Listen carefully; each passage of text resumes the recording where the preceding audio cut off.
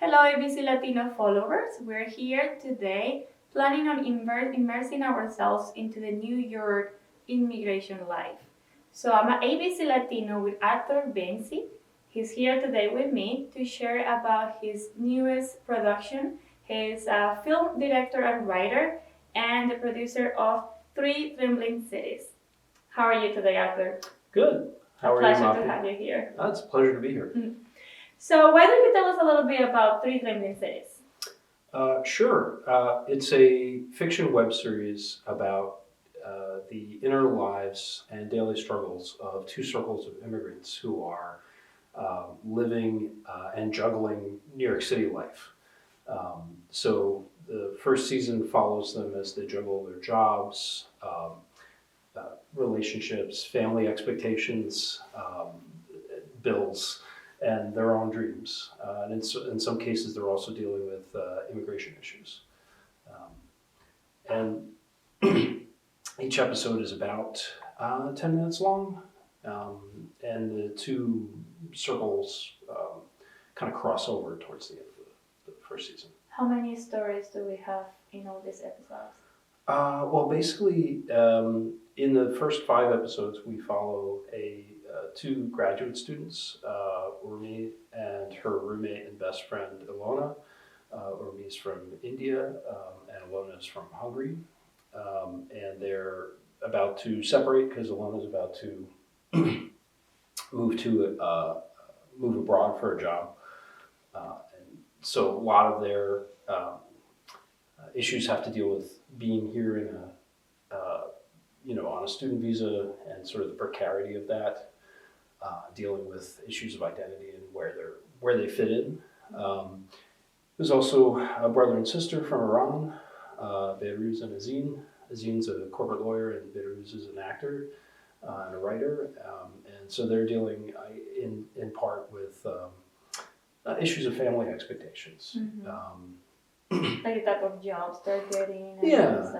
And how much they follow or diverge from their parents' expectations of what their American life should be. And then in the second 5 episodes, we follow 3 folks who are living together and working and are co-workers as well. Babakar, Dawit, and Abdul. They all work at the same restaurant. And Babakar is working 2 jobs to save up money so he can start a jewelry business, so he can send more money back home than he's already sending back home. He's from Senegal. Dawit is a refugee from Eritrea who is trying to sort of quit the restaurant job and get a more steady gig so he can go back to school. And Abdul is trying to move up from being like the sous chef to like being the chef. And so each of them is going through their own sort of career issues and also the sort of how to survive and pay rent and the financial part of it. Yeah. And also they're in different. They all have different immigration statuses as well, which weighs heavily on them. So Trembling Cities is different. There are different stories Mm-hmm. with the different issues that immigrants face when they come to this country. Are these stories real? These characters are real stories that you happen to know, or they are kind of like a combination of what you know about immigrants? A little of both. So Urmi and Ilona are extremely. I can't can't phrase this strongly enough. They're very, very loosely based on my spouse and her former roommate and friend. They are still really good friends, but they also lived together for a while. Sidonia is in the real life. Ilona is from Romania,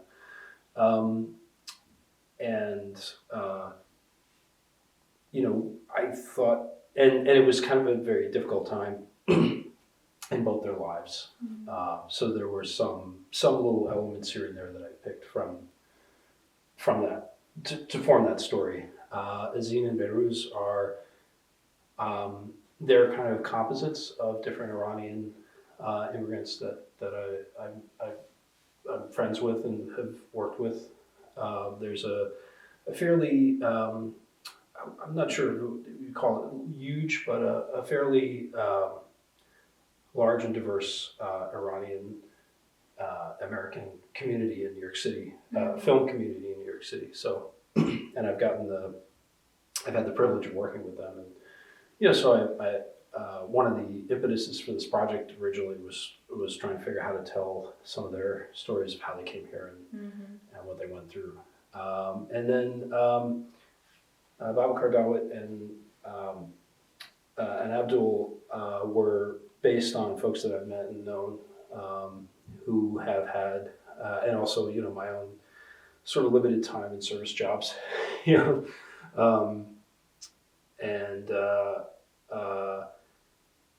I had to do a little more research in some cases. Like I knew about Eritrea, but I hadn't met too many Eritreans. And Abdul, his character, I kind of collaborated with the actor who portrayed him to flesh him out more. And as we were working together, I actually wrote some more scenes so that he could have a bigger role. To create characters like this, when you say research, what type of work you have to do? You have to go and meet people that go through the same situation and interview them, or how do you get that information? It's not super formal like that in most cases. It's a combination of reading first-person accounts and historical accounts, because immigration and immigration through New York touches on so many, the history of colonialism and the history of migration and displacement. That's part of colonialism and what I guess we could call post-colonialism, but also just getting to know people. A lot of it is people. I mean, the thing about living in New York is it's I believe the statistics now are it's about 35% to 40% of everybody who lives in New York City is from somewhere else. So it's not very hard to find people from somewhere else. And so just in the process of working and living in New York, I've come to know a huge number of people. And some of them I'm very close to, some of them are friends or friends of friends. And so I talked to them about whether what I was writing was way off base or whether it was reflected their experiences accurately. And then once we cast the actors, it went through sort of another round of refinement, to make sure that most of the actors are from the regions that are as their characters. And so, it was about making sure that we didn't screw anything. I didn't screw anything up or misrepresent things or oversimplify things. I'm not an immigrant, so I had to be very, I wanted to make sure I was circumspect. I guess that may not be the right word, but yeah. Well, it's a sensitive topic, so you have to make sure that you're telling the story in a sensitive way. So at the end of each episode, there is one interview, a real, not an actor, just a real immigrant talking about their experience or similar experience related with the characters in the episode. Why do you think it was important to have this character at the end?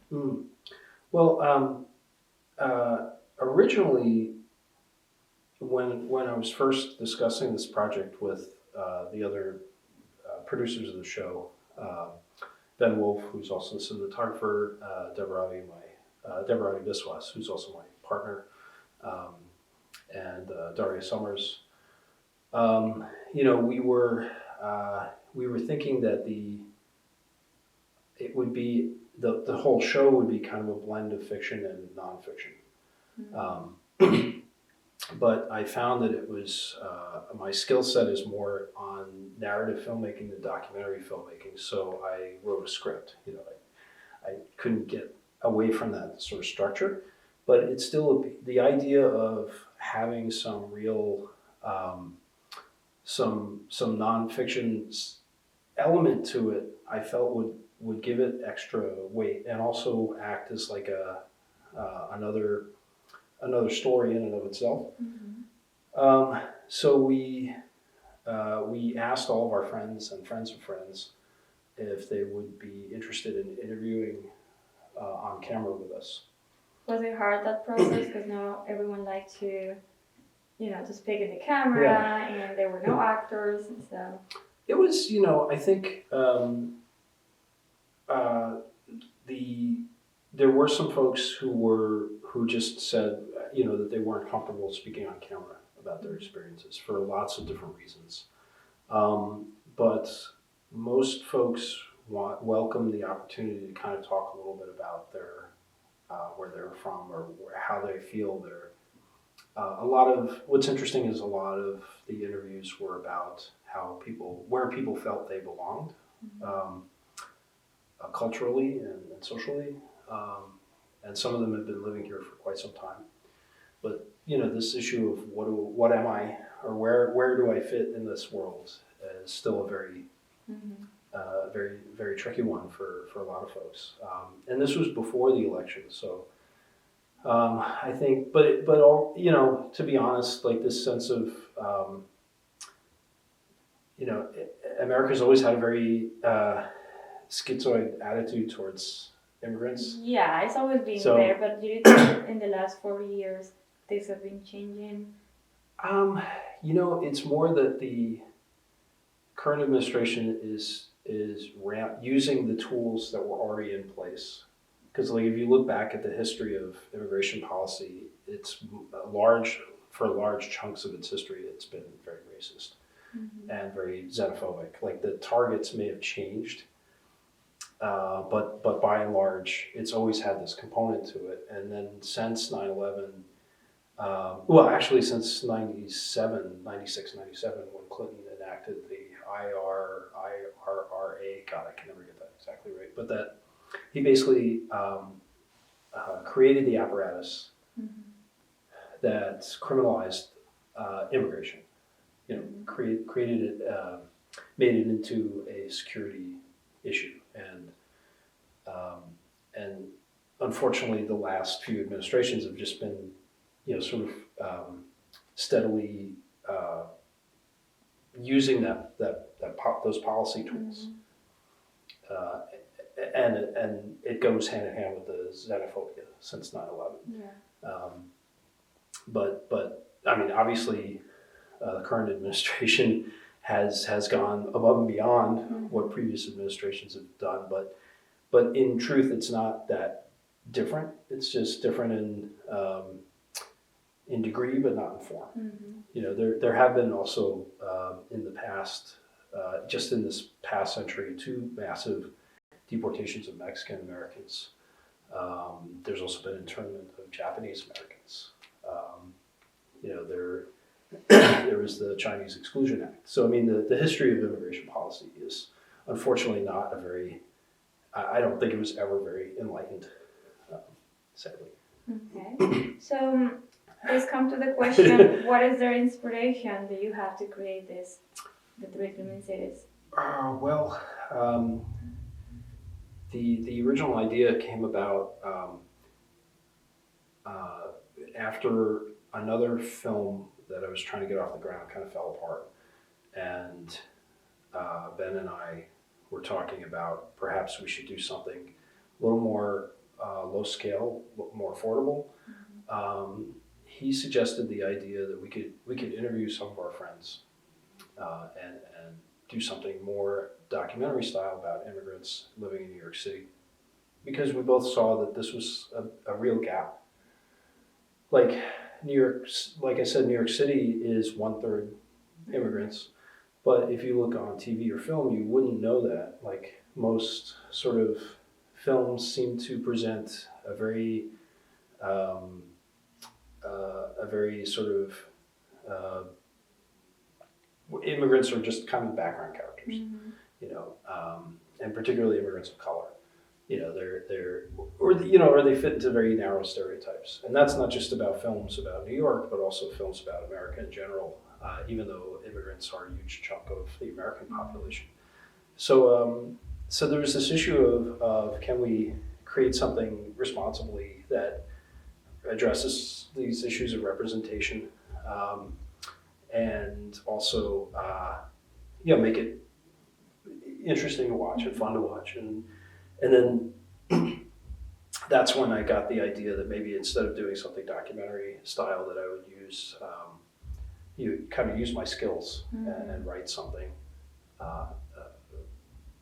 be something that was more fiction based. Okay. And why Three Trembling Cities? What's the name? That's because I'm terrible at titles. I liked it. It's, okay, good. Yes. Kind of caught my attention. Three Trembling Cities. Why? Well, good. Okay. Well, so I was struggling to find a title for this thing for the longest time. I wrote the script. Even when we did the interviews, which was 6 months before we shot the fiction part, I was still not sure about the title. Like, I had different titles in mind. But what happened was I reread an old essay by E.B. White from 1949 called "Here's New York," and I'm paraphrasing here, but basically he says that New York consists of three cities. There's the city of the native born, the city of the commuter, and the city of the immigrant. He calls the city the settler. Okay.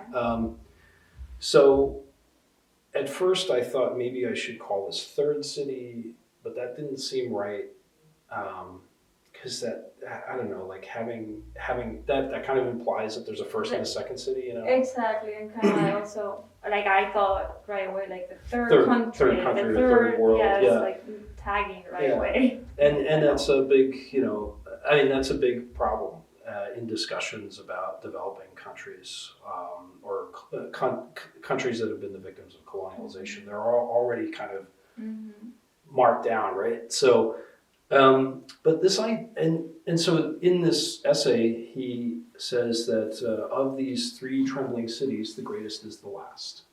The city, the native-born give the city solidity, and the commuters give it a sense of restlessness. But the third city gives it, the settlers give it passion. They come here from somewhere else, and they're seeking something, and build something out of it. And that really kind of describes, and I think it's true. I mean, even though that essay was written so long ago, I think it still describes New York City very well. So this idea of three trembling cities, I mean, that phrase just stuck out in my head, and trembling is such it's such an emotive word, It describes very well the feeling of living in New York, that kind of intensity. And also it's ambiguous, because you can be trembling with excitement, but also trembling with fear. And unfortunately, I think that's the way a lot of immigrants live their lives. Sometimes I would see, when you say excitement and fear, I thought when you come to a new country to settle, it's a combination of those two things. It's excitement for something new, but also fear for leaving behind your home, right? Yeah, I mean, I'm from New York. I can only imagine what it's like. I've lived in some other cities, but I had never had to leave behind everything to go to a new place. Yeah. What is the purpose of creating this series? Well, originally, like I said, it was partly to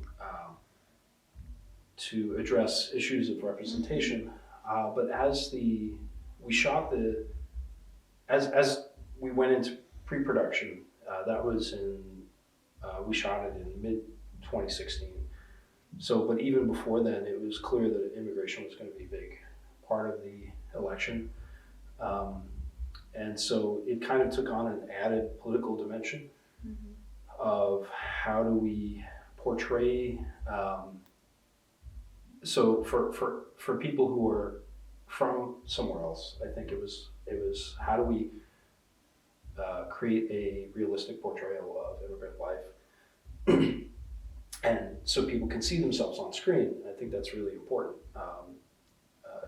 And then for people who are not immigrants, like how do we portray immigrant life in a way that is not just a flat sort of slogan, you know. So obviously you're very involved with the immigrants through your life. You marry one, you friends, you live in New York City. That's a big thing, I guess right? that's the big thing. Yeah. Has your perception of immigration or immigrants changed after this journey of creating three Trembling Cities? Oh yeah, yeah. You know, I mean, I thought I knew more about immigration law until before making this show, and also going through the process of our process of my partner getting a green card. But I did not. Like it's deliberately overcomplicated and it's also immigration policies, I think, deliberately segregationist, like by making this distinction between refugees and economic migrants, and also between different statuses based on some really skewed ideas of meritocracy. You know, I mean, a tech worker coming here from a college, you know, from college education, certainly has a lot to contribute, but so does a home healthcare worker who may not have gotten as much education. And in fact, they both have, and they both should have an equal right to come here and not have to deal with the sort of many layers of bureaucracy and the separation. and because of this separation, they're also separated from each other. So it keeps these two groups or these many groups from forming alliances with each other. Feeding the braces and Yeah. So is there a message that you have for the community of immigrants here in the Hudson Valley? Well, I mean, yes. So I think those of us who were born here really owe you, the community of immigrants in the Hudson Valley, a lot. And we have to do better to acknowledge that and work towards that to make life more livable.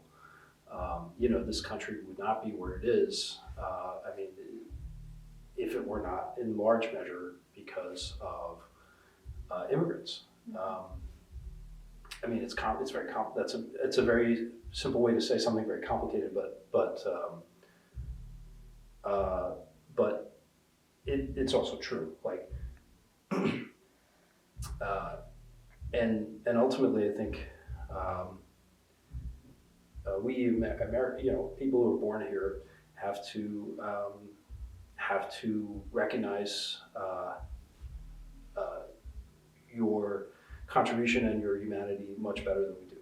And so I you know, want to apologize for those of us who don't, and hope that you'll trust that we will do better in the future. Great. So where can people find the episodes to watch? Sure. So it's and on. How many are there? So there are 10 episodes. The total first season is 90 minutes.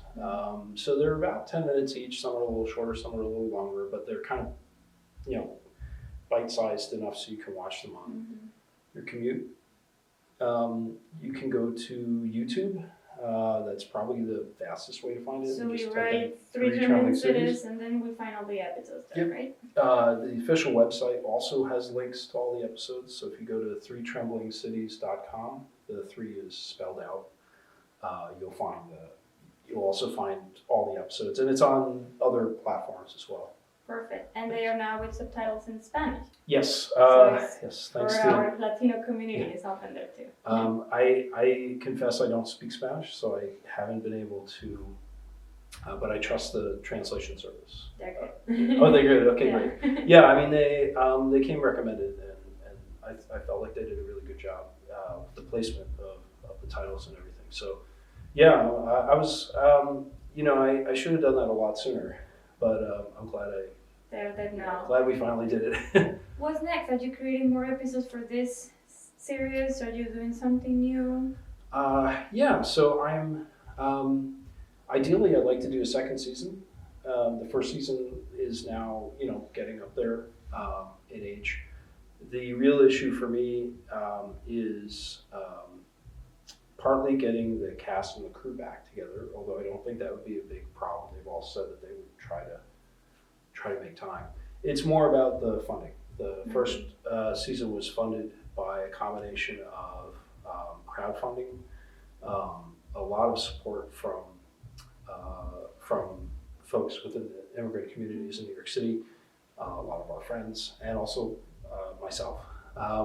But you can only sort of do that so many times. So now I'm at the point where I'm trying to get other parties interested. I know I can make it for not a huge amount of money, and that with all the goodwill that everybody put into the project, that I think we can make something that looks good for our budget. But yeah, I can't really do another project in exactly. I can't do another season in exactly the same way. And then I'm also working on a short film. We just finished a short film. It's more of a sci-fi movie called Cosmic Playtester. Waiting to get word back from festivals.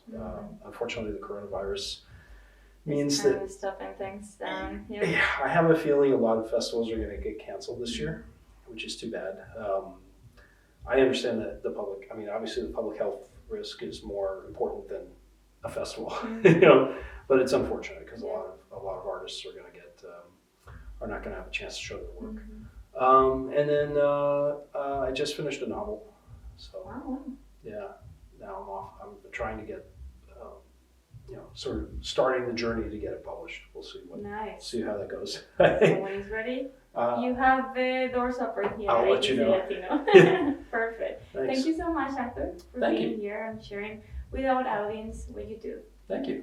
And remember, if you want more information, you want to contact us, email us at info@abclatino.net, or you can call us at 790-5004. Mi casa es tu casa here at ABC Latino. Thank you.